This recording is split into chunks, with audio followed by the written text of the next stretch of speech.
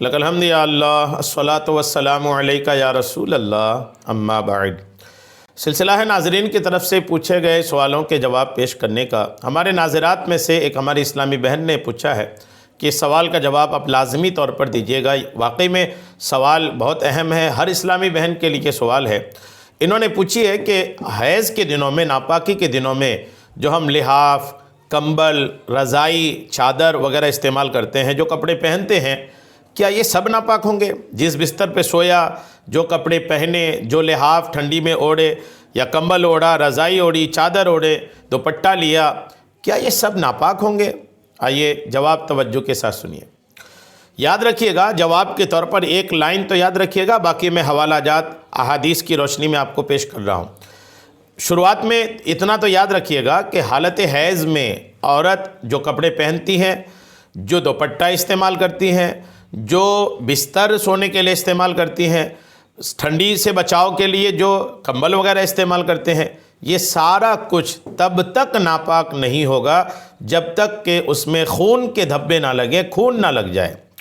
اگر خون لگے تو ناپاک ہوگا، خون نہیں لگے تو ناپاک نہیں ہوگا۔ یہاں تک کہ جو پہننے کے کپڑے ہیں وہ بھی بنا خون لگے ناپاک نہیں ہوگا۔ جی ہاں، جو آپ رضائی استعمال کرتے ہیں تو خارجی استعمال ہوا، جب آپ سوئیں گے تو اوپر لیں گے، ورنہ جو کپڑے حالت حیض میں خواتین پہنے ہوئے ہوتے ہیں، جو اوڑھے ہوئے ہوتے ہیں، سلوار ہے، سوٹ ہے، دوپٹے ہیں، جو استعمال میں ہوتے ہیں نا، یہ بھی تب تک ناپاک نہیں ہوں گے جب تک کہ ان میں خون نہ لگے۔ خون لگے تو ہی ناپاک، اگر خون نہیں لگے تو پہنا ہوا کپڑا بھی ناپاک نہیں ہے۔ اب جب پہنے ہوئے کپڑے ناپاک نہیں ہیں تو پھر جو کمبل وغیرہ لیتے ہیں وہ کیسے ناپاک ہوں گے؟ جی ہاں، اور اگر جس کپڑے میں خون کے دھبے لگیں بھی تو وہ بھی پورا کپڑا ناپاک نہیں ہوگا۔ کپڑے کے جس حصے میں خون کا دھبا لگا ہے اتنے حصے کو ہی آپ دھو لیں، آپ کا پورا کپڑا پاک کہلائے گا۔ یہ مسئلے کا جواب تھا۔ اب آئیے، اچھا اس میں ایک بات اور شامل کر لیتا ہوں۔ بعض لوگ یہ سمجھتے ہیں کہ حیض کے دنوں میں چونکہ عورت ناپاک رہتی ہے تو اس کا پسینہ ناپاک ہوتا ہے۔ یہ بھی غلط بات ہے۔ حیض کے دنوں میں عورت کا پسینہ بھی ناپاک نہیں ہے۔ عورت کے ساتھ اس کے شوہر، اس کے بچے جو سوتے ہیں بستر میں، وہ بھی ناپاک نہیں ہوتے۔ عورت جس بستر میں بیٹھ کے اٹھ جائے وہ بستر ناپاک نہیں ہوتی۔ یہ سب چیزیں ناپاک نہیں ہوتی جب تک خون کا مسئلہ نہ ہو، خون نہ لگ جائے بستر میں یا کپڑے استعمال کے اس میں یا رضائی کمبل، جب تک خون نہ لگے تب تک وہ ناپاک نہیں ہوتے ہیں۔ ایک حدیث پاک ابو داؤد شریف کی ہے، یہ حدیث نمبر 361 ہے۔ اس حدیث پاک کو سنیے، کتاب الطہارت میں یہ حدیث پاک ہے۔ حضرت اسماء بنت ابو بکر صدیق رضی اللہ تعالی عنہما نے فرمایا کہ ایک عورت حضور نبی اکرم صلی اللہ تعالی علیہ وسلم سے عرض گزار ہوئی، یا رسول اللہ، ہم میں سے کسی کے کپڑے کو حیض کا خون لگ جائے تو کیا کرے؟ فرمایا نبی کریم نے کہ جب تم میں سے کسی کے کپڑے پر حیض کا خون لگ جائے تو اسے کھرچ دے، پھر اسے پانی سے دھو دے اور پھر نماز پڑھ لے۔ غور کیجئے، یعنی یہ بات ہوئی۔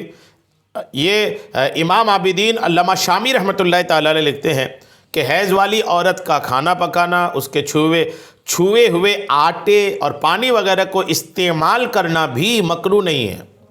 اس کے بستر کو الگ نہ کیا جائے کیونکہ یہ یہودیوں کی فعل کی طرح ہے۔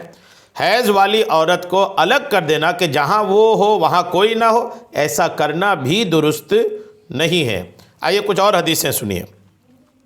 مسلم شریف میں حضرت سیدتنا عائشہ صدیقہ رضی اللہ تعالی عنہا سے روایت ہے، فرماتی ہیں کہ رسول کریم علیہ السلام نے مجھ سے فرمایا، مجھے مسجد سے چٹائی اٹھا کر دے دو۔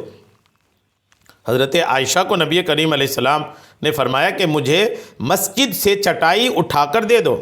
تو حضرت عائشہ فرماتی ہیں، میں نے عرض کی، میں حائضہ ہوں، حیض کی حالت میں ہوں۔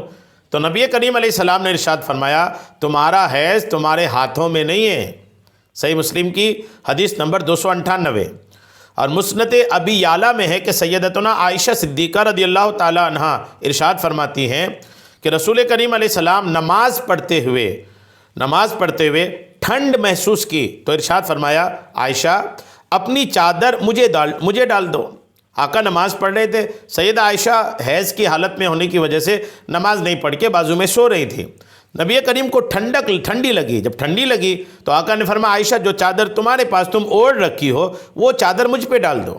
سیدہ عائشہ نے عرض کی یا رسول اللہ میں حائضہ ہوں، حالت حیض میں ہوں۔ تو نبی کریم علیہ السلام نے فرمایا بیماری بھی اور بخل بھی تمہارا حیض تمہارے ہاتھوں میں نہیں، فرمایا تمہارے ہاتھ میں حیض لگا ہے، تم چادر اٹھاؤ دو، یعنی اگر چادر جو پہنی ہوئی ہے وہ یا چادر جو رکھی ہوئی ہے وہ اگر حائضہ عورت اٹھا کر کے بھی دیتی ہے کوئی مسئلہ نہیں، نبی کریم نے فرمایا اٹھا کے دو۔ مسند ابی یعلیٰ کی حدیث نمبر 4485 ہے، اور سنن دارمی میں صحابی حضرت سیدنا عبداللہ ابن عباس رضی اللہ تعالی عنہما سے متعلق ہے کہ آپ رضی اللہ تعالیٰ عنہ حائضہ اور جنوبی کے پسینے میں کوئی حرج نہیں سمجھتے تھے۔